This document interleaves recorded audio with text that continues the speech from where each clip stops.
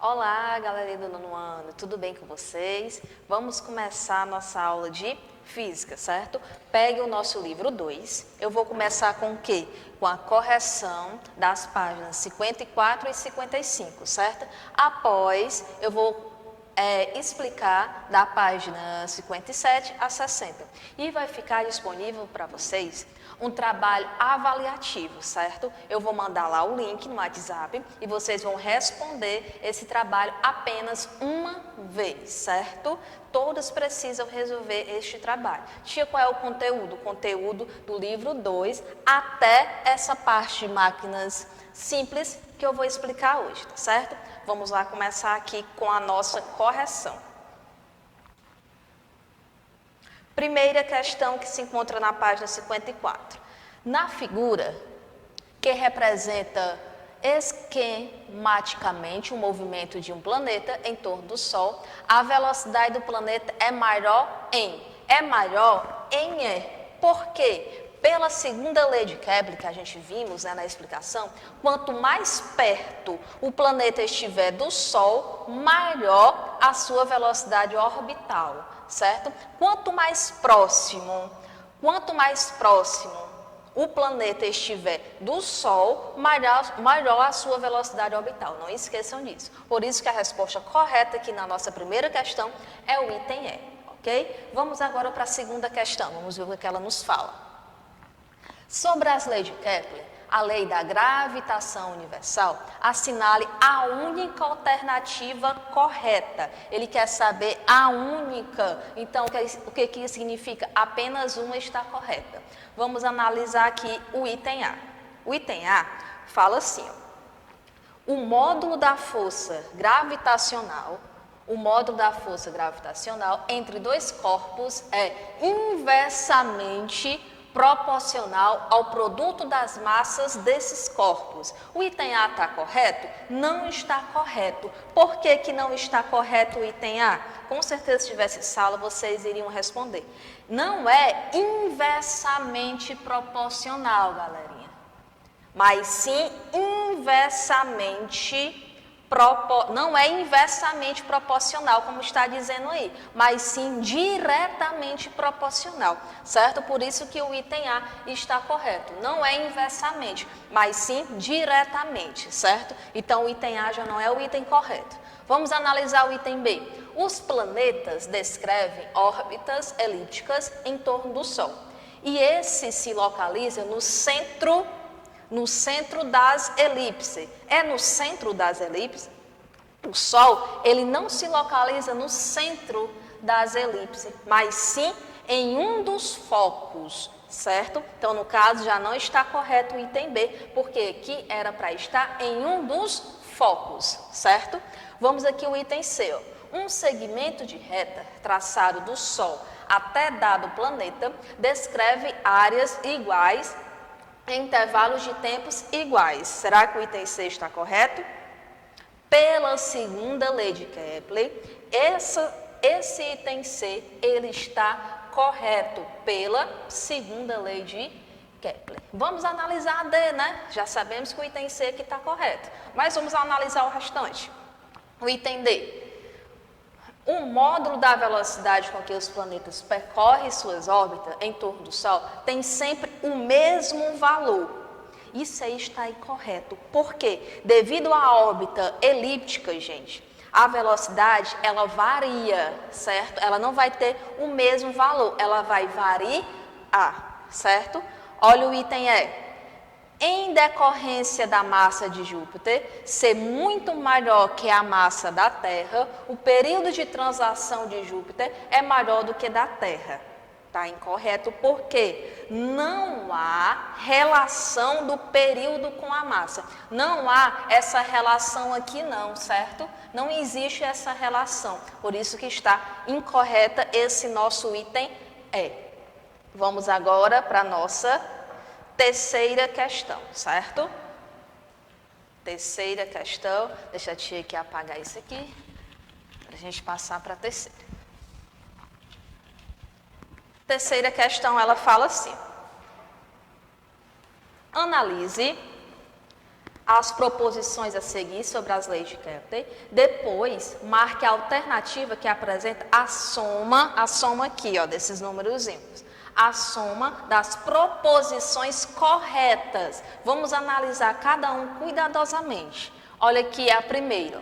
O valor da velocidade de revolução da Terra em torno do Sol, quando sua trajetória está mais próxima dele, é maior do que quando está mais afastada. Acabamos de ver na primeira questão que a gente fizemos hoje. Então, isso aqui já está correta. Olha a segunda. Essa 2 aqui, ó. Os planetas mais afastados do Sol têm um período de revolução em torno dele maior do que os mais próximos, com certeza. Isso está correto. Vamos agora para essa parte 4. Os planetas de maior massa, olha aí, já acabamos de ver isso aqui na questão 2, ó, vocês vão lembrar.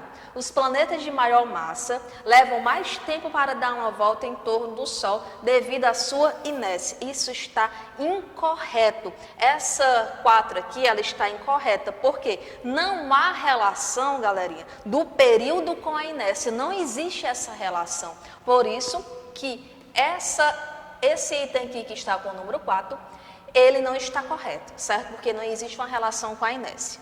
Vamos analisar aqui o 8. O Sol está situado num dos focos, acabamos de ver também, um dos focos da órbita elíptica de dado planeta, corretinho. Vamos ver aqui essa 16, ó. Quanto maior for o período de rotação de um planeta, maior será o período de revolução em torno do Sol. Está incorreto. Não há relação entre os períodos de rotação e a revolução. Por isso que está incorreto essa 16. Sempre, gente, no caderno, vocês coloquem essas observações, certo? Por que o item está errado? Por que ele não está correto, certo? Vamos aqui para essa outra alternativa que marca 32. No caso especial da Terra, a órbita é exatamente uma circunferência. Ela é exatamente uma circunferência. A órbita, gente, ela vai ser elíptica, certo? Mas com baixa excentricidade, certo? Está incorreta essa 32 também. Então, no caso, vamos somar aí. 8 com 2, 10. 10 mais 1, 11. Qual era a alternativa que vocês iriam marcar? Era a alternativa B. Certo? Porque somando aqui, ó, eu tenho 11, certo? Pronto, você marcaria aqui o item B. Vamos analisar agora a nossa quarta questão. Deixa eu aqui apagar. Quarta questão, ela nos fala assim, ó. Analise a ilustração a seguir e identifique a força que está atuando sobre a maçã. Essa maçã aqui, ó. Qual é o peso dessa fruta, sabendo que ela cai com aceleração de 10 metros por segundo ao quadrado e tem massa igual a 0,2 kg. Vamos ver aqui como é que vamos responder. Ele quer saber o peso. Lembra que o peso é diferente de massa, certo? O peso é uma força. É a força que a maçã está exercendo ao cair aqui, ó. Certo? A maçã, ela está sofrendo os efeitos da força da gravidade, não é? Ela está sofrendo a força da gravidade por conta dessa queda que está acontecendo com ela. Como é que a gente encontra o peso dessa maçã? O peso é igual a massa vezes gravidade, ó. O peso igual a massa vezes gravidade. Aí ele fala que a massa é 0,2 kg, eu já coloco aqui, e a gravidade é 10. Então, 0,2 vezes 10. Não tem necessidade a gente fazer essa multiplicação aqui, não é? Só basta eu andar uma casinha aqui para frente, já que é uma multiplicação. Se fosse uma divisão, a vírgulazinha ia se deslocar para trás. Mas como é uma multiplicação, a vírgulazinha ela vai para frente. O que isso significa? Que o peso é exatamente igual a 2 newtons, certo? Daí a nossa quarta questão. Olha os cálculos direitinho. Se não der, façam no caderno, colocando sempre a página, certo? E a data. Nossa quinta questão. Vamos ver aqui a quinta questão, que está na página 55. Quais os tipos de equilíbrio apresentados pelos corpos na imagem? Né? Vamos ver aqui, ó, o item a imagem a imagem B e a imagem C. A imagem A, o equilíbrio é estável, certo? A imagem B, o equilíbrio já é instável, certo? Ele está instável, em qualquer momento ele pode, se der um vento, ele vai cair. Então, ele é instável. No item C, é indiferente. Ele pode vir para cá, para o mesmo sentido, não é? Ou para lá para frente. Por isso que, no caso, ele vai ser indiferente. Ok? Sexta questão. Observe a foto e responda a questão. Qual o objetivo da barra carregada pelo equilibrista? Qual o objetivo? Ela, gente, abaixa o centro de gravidade do equilibrista, dando-lhe maior estabilidade, certo? Ela dá maior estabilidade ao equilibrista, certo? Daí a nossa questão 6. Vamos para a sétima. Observe a experiência a seguir. Nela ocorre um fenômeno semelhante àquele que permitiu ao equilibrista, na questão anterior. Desafiar a corda bamba. Explique como foi possível manter o equilíbrio do conjunto. Como foi possível essa bailarina se equilibrar aqui, ó? Esses garfos, galerinha, abaixam o centro de gravidade, esses dois garfos aqui, ó, dando equilíbrio ao conjunto. Ele dá um equilíbrio, esses dois garfos aqui, ó, certo? Vamos para a próxima. Oitava questão. Uma pessoa relacionou os seguintes fenômenos naturais observados no nosso planeta: o movimento das marés, a chuva, terremoto e o relâmpago, certo? Os fenômenos afetados diretamente pela posição da Lua em relação à Terra. Quais são ou qual é desses daqui? É apenas, gente, o primeiro, o movimento das marés, que tem relação com a Lua e a Terra, certo? Então, você vai marcar o item B, ok? Vamos agora para a nona questão. Vamos aqui o que é que diz a nossa nona questão. A intensidade da força gravitacional com a Terra, a Lua, é F. Pronto. Se fossem quadruplicadas as massas da Terra, ó, quadruplicadas as massas da Terra e da Lua, e se a distância que a separa também fosse quadruplicada, a nova força seria, olha aqui a força, ó, gravidade e as duas massas, diferenciando aqui com maiúsculo e minúsculo. Então, a gravidade seria o que aqui, ó? As massas sendo quadruplicadas, ó, e a distância que as separa também. Então, no caso, ó, 4 vezes 4, 16. Então, 16 vezes G, certo? Aí aqui, ó, os dois M's eu vou repetir. 4 elevado a 2 dá 16. Então, no caso, ó, eu vou cancelar 16 com 16 e vou sobrar 1. Então, F igual a F. Qual é o item que eu iria marcar? O item E. Ok? Vamos agora, galerinha, para o nosso conteúdo, certo? Que você vai pegar o seu livrinho e vai abrir na página 58, certo? Vamos aqui, ó. Trabalho, vamos falar um pouquinho sobre isso. A primeira coisa que vem à cabeça quando pensamos em trabalho é alguma atividade que exerce certo esforço físico, não é? Ou até mesmo mental. Essa concepção não está errada, mas na física utilizamos a palavra trabalho de uma forma um pouco diferente, um pouquinho diferente, certo?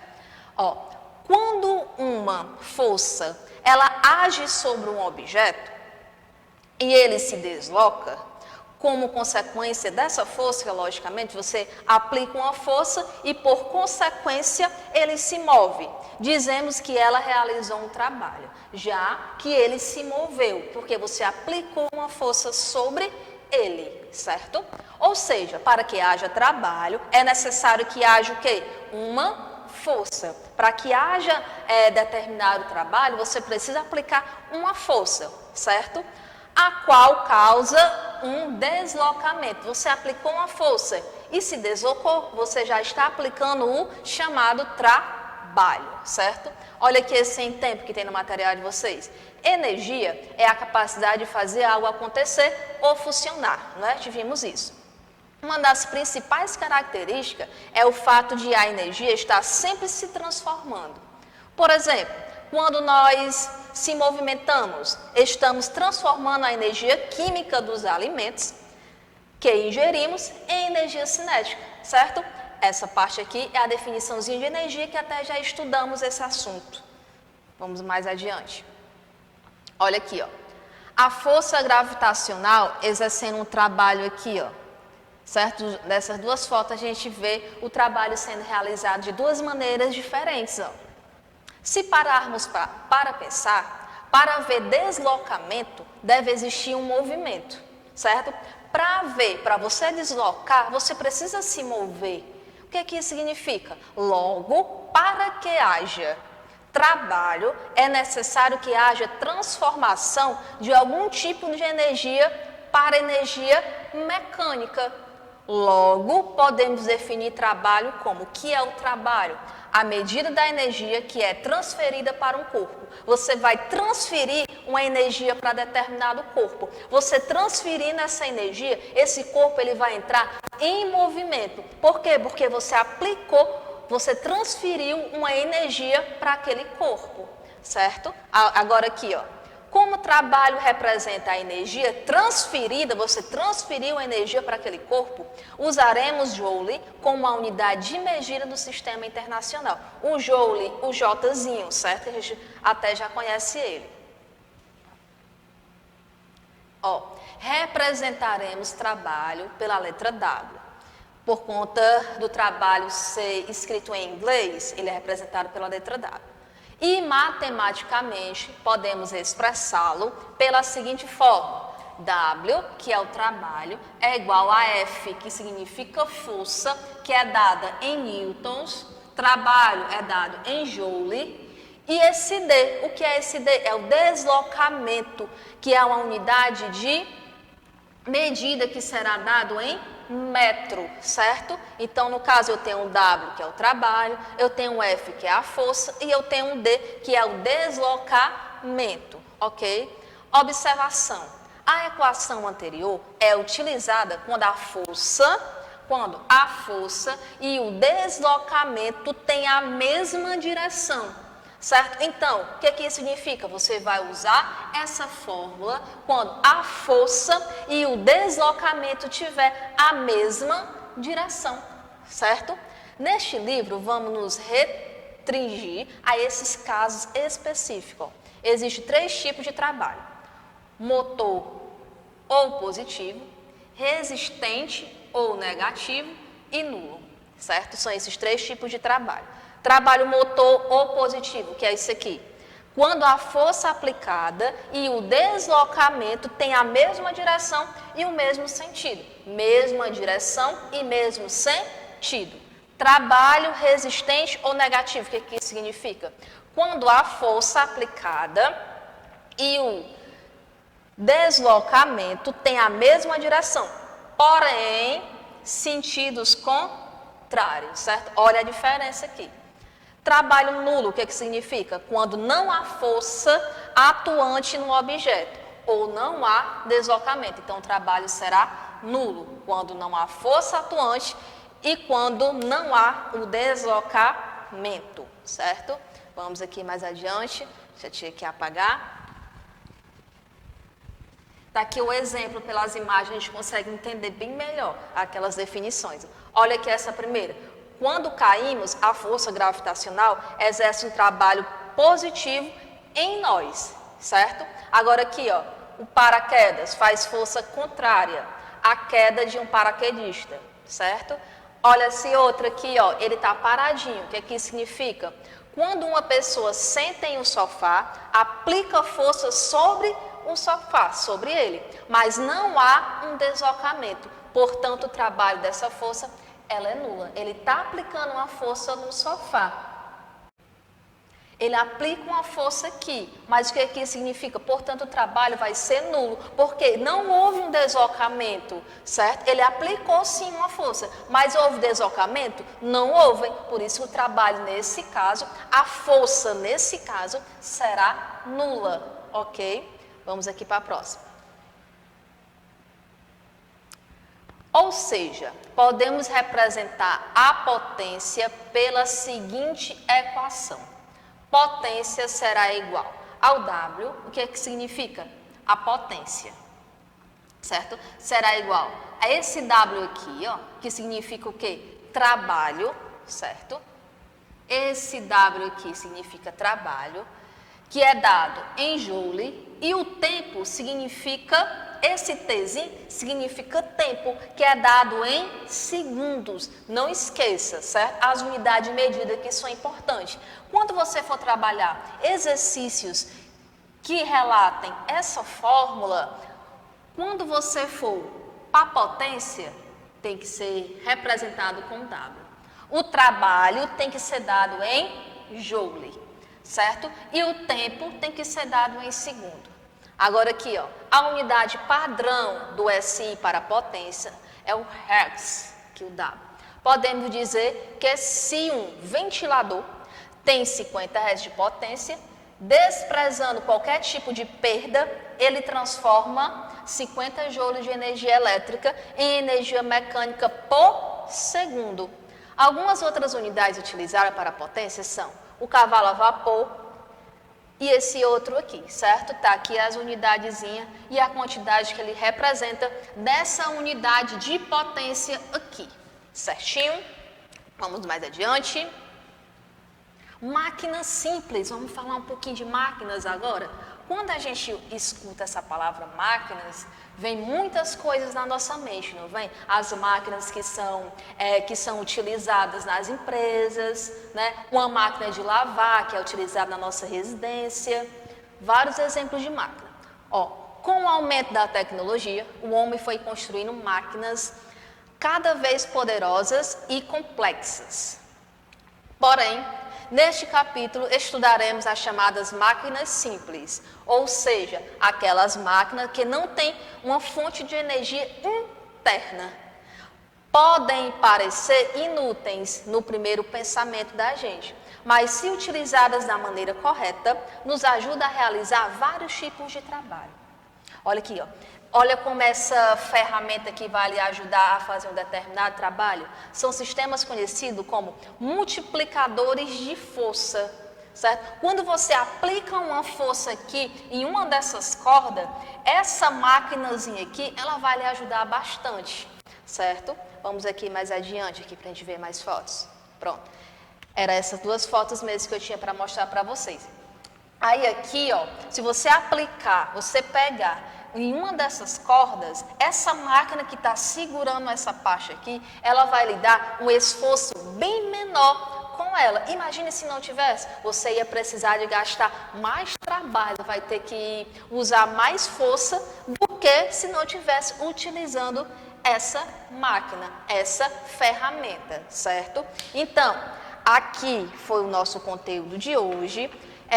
Façam uma leitura minuciosa do livro de vocês, onde relata esse assunto. Resolva a atividade que a tia deixou aí com carinho, que foi esse trabalho. É só clicar no link e responder. Não respondam de qualquer jeito. Pesquise no livro de vocês. Resolvam minuciosamente com cuidado, certo? Qualquer dúvida, eu estou sempre à disposição de vocês, certo? Dúvida, surgiu dúvida, entre em contato comigo. Só não deixe de responder esse trabalho que eu deixei aí para vocês. E nem respondam de qualquer jeito, certo? Assim que vocês resolverem, a tia recebe um retorno, certo? Por isso que é importante toda a turma responder, que vocês também estão sendo avaliados por este trabalho, ok? Tchau e fique com Deus. Que Deus abençoe vocês.